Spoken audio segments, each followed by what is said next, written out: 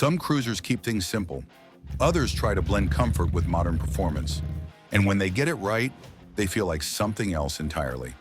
The Honda Rebel 1100 looks stripped down and approachable, but underneath it carries real technology, especially with the dual-clutch transmission and touring-focused setups. That's what pulls riders in. It promises ease, comfort, and everyday usability without losing capability. But here's the reality. Not every version delivers that experience the same way. Some feel smooth and dependable, others reveal issues over time. And once you see where that difference comes from, it changes everything. To understand the Honda Rebel 1100, you have to look beneath the styling, because this isn't a traditional cruiser at its core.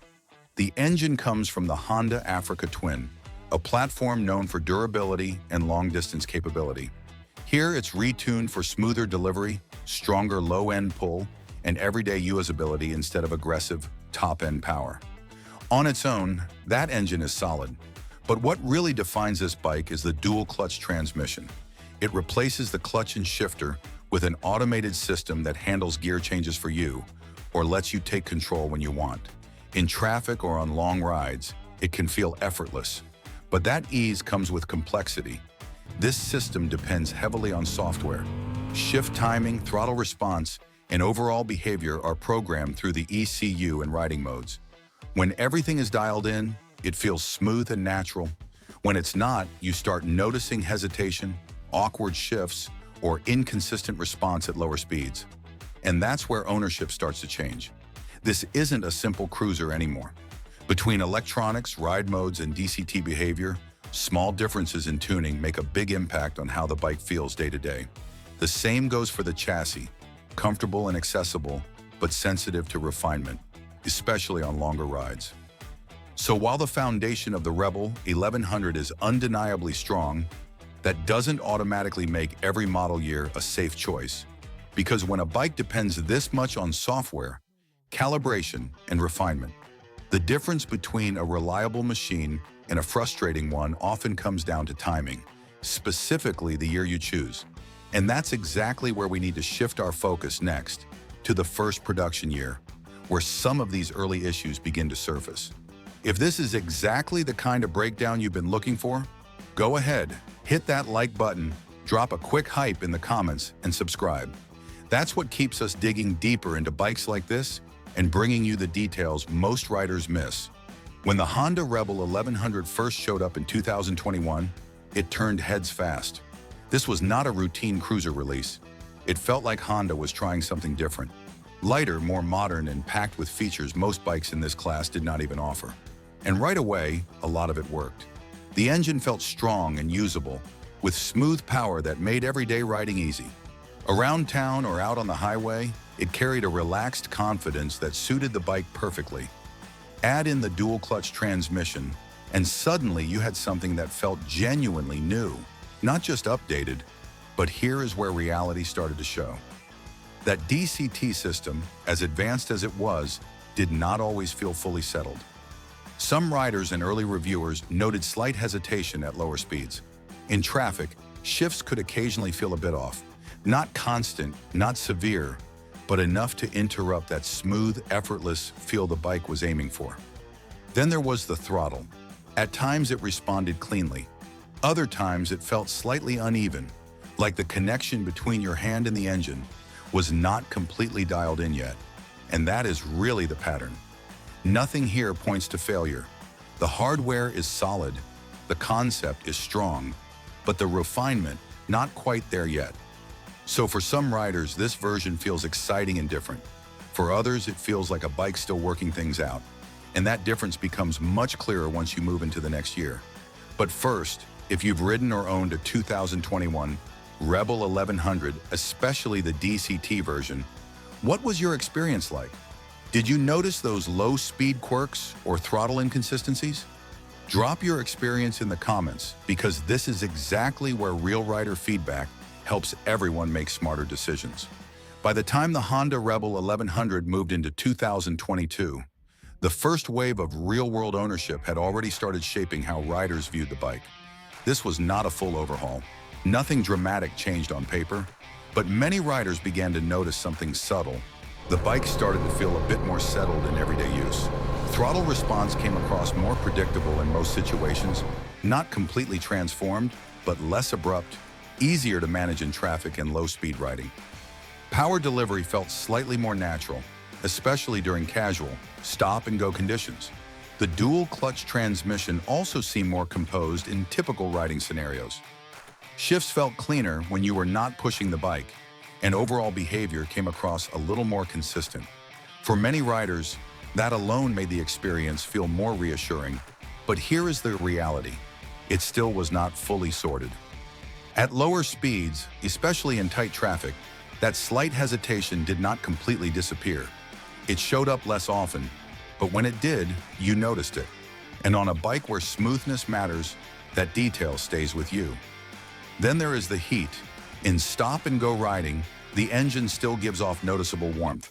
Not overwhelming, but enough to wear on you over time. And the suspension. It does the job, but just barely. Fine for shorter rides.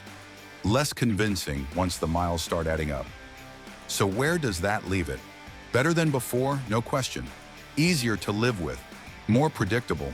But something still lingers, small inconsistencies that remind you the platform isn't fully settled yet. And for riders paying attention, that raises a bigger question, not just about this year, but about the pattern itself.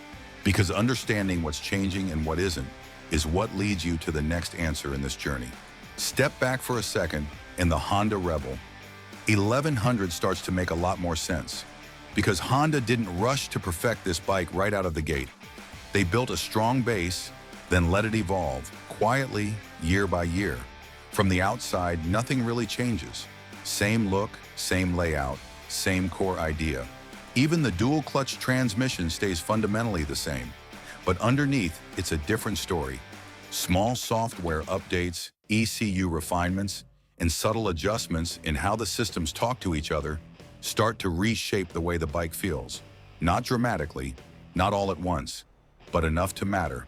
And that's where most buyers get it wrong. They see the same bike across different years and assume it rides the same. It doesn't.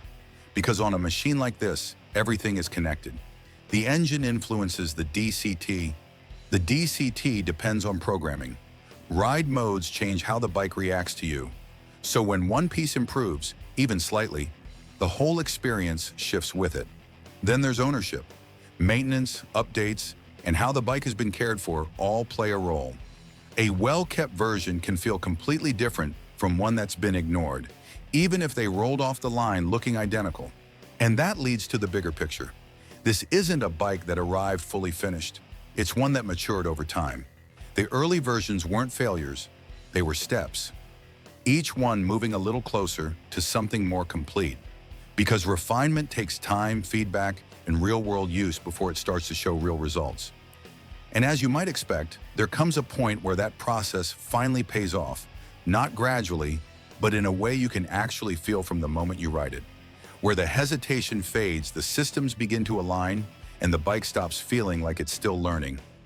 And when you finally step onto a 2023 model, that difference becomes clear almost immediately. This is where things stop feeling experimental and start feeling intentional. Up to this point, the Rebel 1100 always had the right ingredients: strong engine, smart transmission concept, modern electronics, but something was always just slightly off, like the bike was thinking a split second too late. That hesitation, this is where it disappears. And before we go further, let me ask you this. When you look at bikes like this, do you avoid first-year models altogether, or are you comfortable taking that risk? Drop your experience in the comments, because this is exactly the kind of decision that shapes whether ownership feels smooth or slowly becomes frustrating over time. The biggest change isn't something you can point to visually, it's how the bike responds. Throttle input feels cleaner, more linear, more connected to what your right hand is actually asking for. No more second guessing in slow traffic. No more unpredictable surges when you're trying to be smooth. It finally behaves the same way, every time. And that alone changes everything. Because once that foundation settles, the DCT starts to shine the way it was supposed to from day one.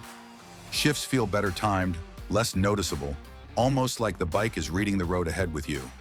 Rolling through traffic, easing out of corners, holding steady on longer stretches, it all feels more natural, less mechanical. Not perfect, but no longer distracting. And that's a big difference. The smaller annoyances, they start fading into the background. The electronics stop feeling like separate systems trying to keep up, and instead everything begins working together. Engine, transmission, ride modes, they finally speak the same language. And when that happens, something important shows up: confidence. You're no longer adjusting your riding to match the bike. The bike adjusts to you. It becomes predictable in the best possible way, calm when you need it, responsive when you ask for it. That's why this year matters, because this is the first time the Rebel doesn't feel like it's still figuring itself out. It feels settled. And once the bike reaches that point where everything feels stable, predictable, and finally sorted, something changes for the rider. You stop paying attention to how the bike behaves and start paying attention to how it fits into your life. Because reliability is no longer the question.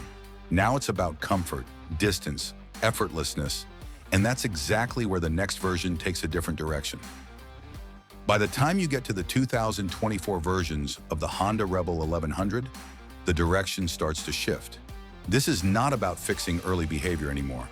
That part has already improved. Now it is about making the bike feel more consistent in real use, on longer rides, in everyday conditions, in the kind of riding that actually defines ownership. The first thing riders begin to notice is not a dramatic change. It is subtle. The bike feels more settled overall. Throttle response is more predictable. The delivery feels cleaner, and the connection between rider input and bike response starts to feel more natural. The dual clutch transmission follows that same pattern. It is smoother in normal riding, less noticeable in how it operates, and more in line with what you expect from it. Not perfect, but far less distracting than before. And that matters because this system defines how the bike feels every time you ride it. Then there is usability, but this depends on how the bike is set up. On the touring-focused versions, airflow becomes more manageable, making highway riding less tiring over time. It is not a full transformation, but it is a step in the right direction.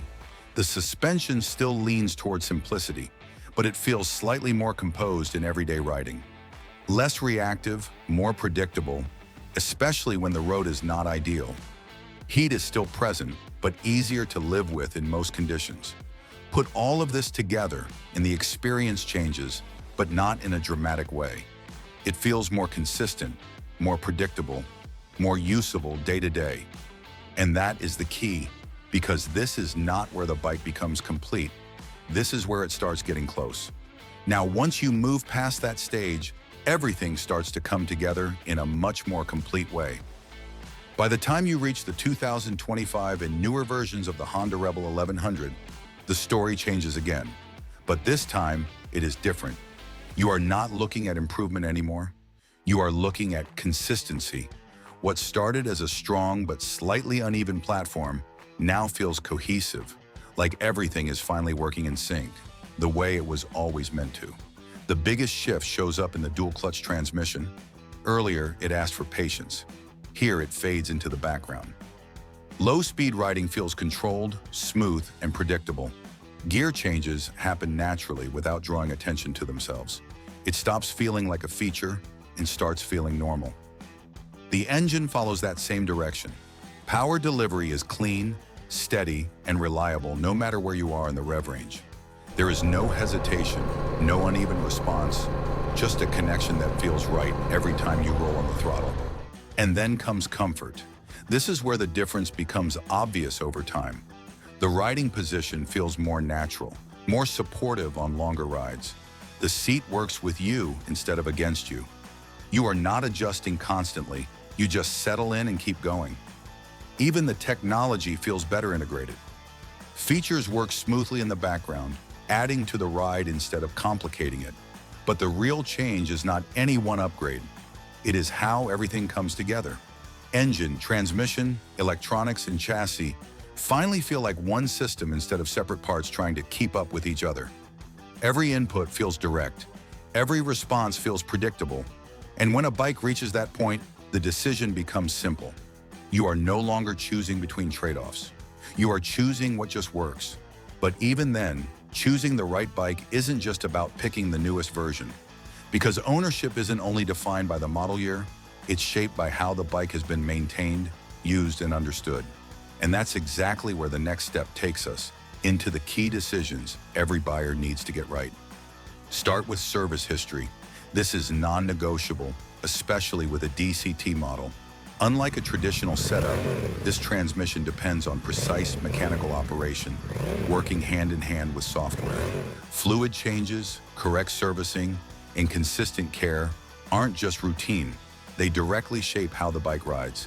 Skip that, and even a well-regarded version can feel rough, hesitant, or unpredictable.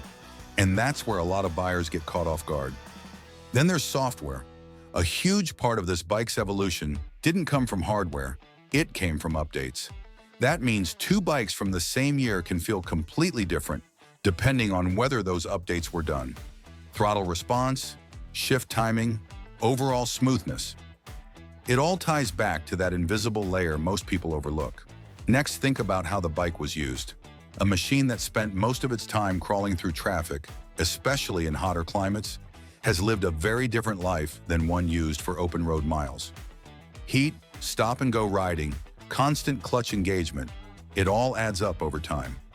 On the other hand, bikes used for longer rides tend to feel more settled and consistent. Then comes the price question. A cheaper early model might look like a win up front, but if it needs sorting, that gap closes fast. So the real decision isn't just which year, it's which version of that year you're actually getting. And that's where things start to come into focus. If you found this update useful, hit that like button.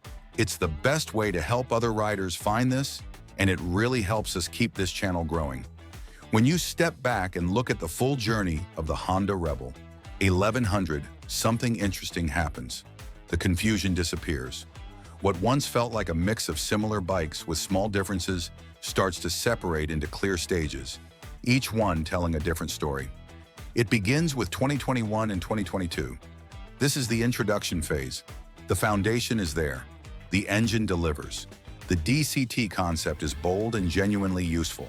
On paper, it all makes sense. But in practice, things feel unfinished. Throttle response isn't always smooth. The transmission can hesitate. Heat becomes noticeable in certain conditions. And the suspension feels basic for longer rides. These bikes aren't bad, but they ask more from the rider than they should. Then you move into 2023 and 2024. This is where things settle.